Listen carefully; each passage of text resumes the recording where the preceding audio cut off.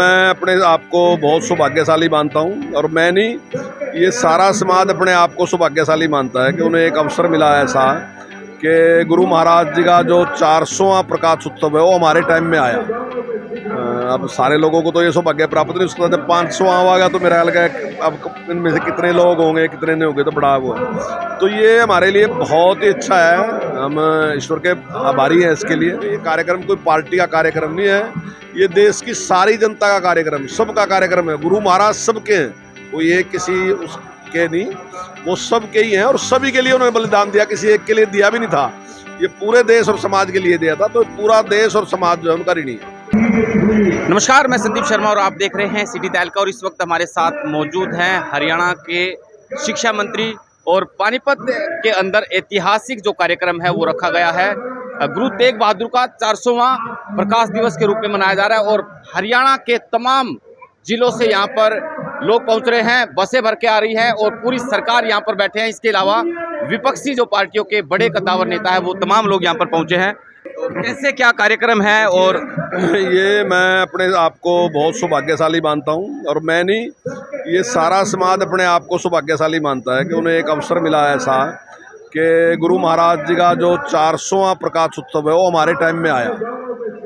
अब सारे लोगों को तो ये सौभाग्य प्राप्त नहीं हो सकता। जब 500वां आएगा तो मेरा ख्याल है अब इनमें से कितने लोग होंगे कितने नहीं होंगे तो बड़ा वो है। तो ये हमारे लिए बहुत ही अच्छा है, हम ईश्वर के आभारी हैं इसके लिए।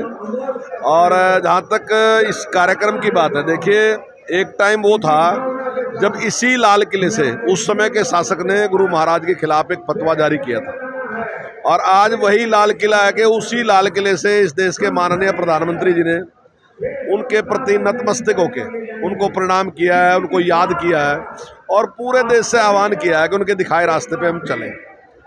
और गुरु महाराज जी ने जो देश के लिए, समाज के लिए, देश की संस्कृति के लिए, देश के धर्म के लिए, इंसानियत के लिए जो बलिदान दिया, तो निश्चित तौर से हम सबका कर्तव्य है कि उनके दिखाए रास्ते पे हम चलें, उसका अनुसरण करें। और जो बात आपने कही कि सभी पार्टियों के, ये कार्यक्रम कोई पार्टी का कार्यक्रम नहीं है, ये देश की सारी जनता का कार्यक्रम, सबका कार्यक्रम है। गुरु महाराज सबके हैं, कोई एक किसी उसके नहीं, वो सबके ही हैं और सभी के लिए उन्होंने बलिदान दिया, किसी एक के लिए दिया भी नहीं था। ये पूरे देश और समाज के लिए दिया था, तो पूरा देश और समाज जो है उनका ऋणी है। मैं अभी बाहर से आया हूँ, मुझे लग रहा कि पैर रखने की जगह नहीं है। आप आसपास में जो कार्यक्रम स्थल है, बसें अभी भी आ रही है लगातार, और वहाँ पर अगर जो बात करें तो तमाम पार्टियों के जो नेता हैं, और हर कोई नेता, ऐसा नहीं है कि भाई भारतीय जनता पार्टी है और सरकार ही यहाँ पर आ रही है, लेकिन कोई भी इस कार्यक्रम से अछूता नहीं नज़र आ रहा मुझे। देखिए इसका कारण यही है ना जी कि गुरु महाराज के प्रति श्रद्धा। हम सब ये मानते हैं कि गुरु तेग बहादुर महाराज जी जो थे वो हिंद की चादर थे, तो ये चादर कोई ऐसा नहीं है कि शब्द कह दिया कोई चादर है क्या, ये महसूस करती है इस देश की जनता, वो सब लोग महसूस करते हैं।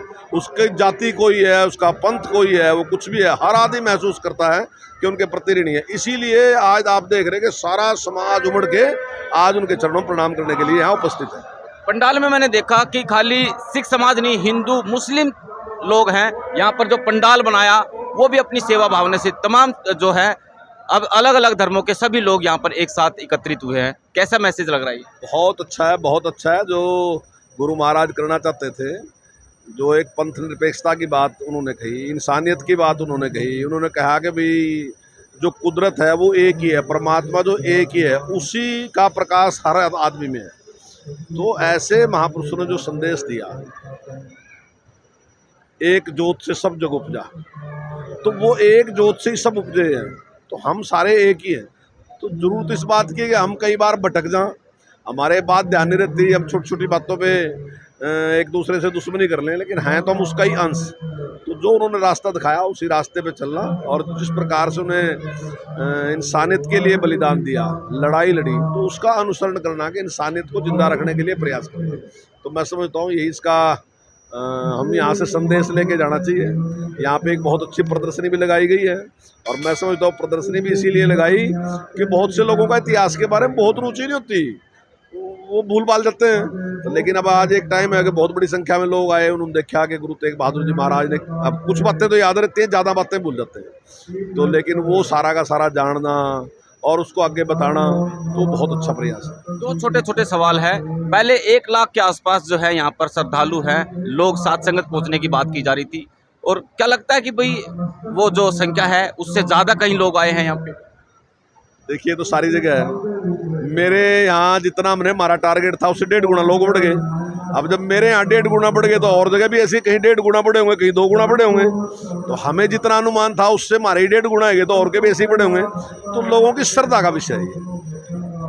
इससे हटके एक सिर्फ छोटा सा सवाल है, क्योंकि सूबे के आप मंत्री हैं और कोरोना की जिस तरह फिर से जो है धीरे धीरे जो स्थिति बताई जा रही है कि बढ़ती जा रही है, बच्चों को लेकर के और हरियाणा के तमाम जो स्कूल है, शिक्षा को लेकर के क्या रणनीति है आपकी? देखिए, अभी इस प्रकार का कोई मैसेज किसी भी जो विशेषज्ञ है उनकी तरफ से कोई हमें नहीं है। अभी भी जैसे ही जो विशेषज्ञ हैं अगर वो कोई गाइडेंस तय करेंगे तो निश्चित तौर से जैसे हमने पहले पालन किया वैसे ही हम उसका पालन करेंगे। बहुत बहुत शुक्रिया। तो ये थे हमारे साथ हरियाणा के शिक्षा मंत्री, और इन्होंने तमाम सवालों के जवाब दिए और इस कार्यक्रम को लेकर के कहा कि ये कोई राजनीतिक कार्यक्रम नहीं है, धार्मिक कार्यक्रम था। और इसको लेकर के, क्योंकि जो धार्मिक कार्यक्रम है सभी धर्मों के लोग इसमें एकजुट हुए हैं। और बहुत बहुत शुक्रिया, और आप इन तस्वीरों को ज़्यादा शेयर करें। बहुत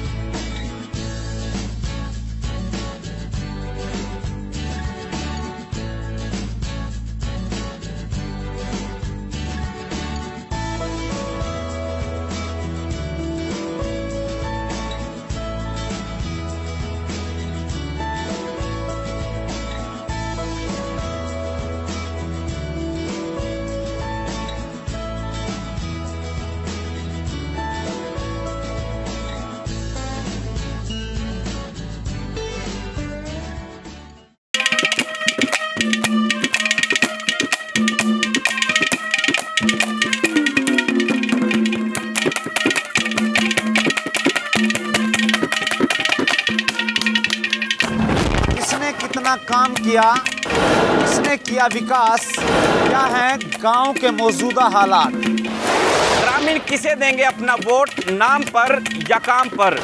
पूछेंगे हम, बताएंगे आप। ये खास कार्यक्रम पंचायती सरकार।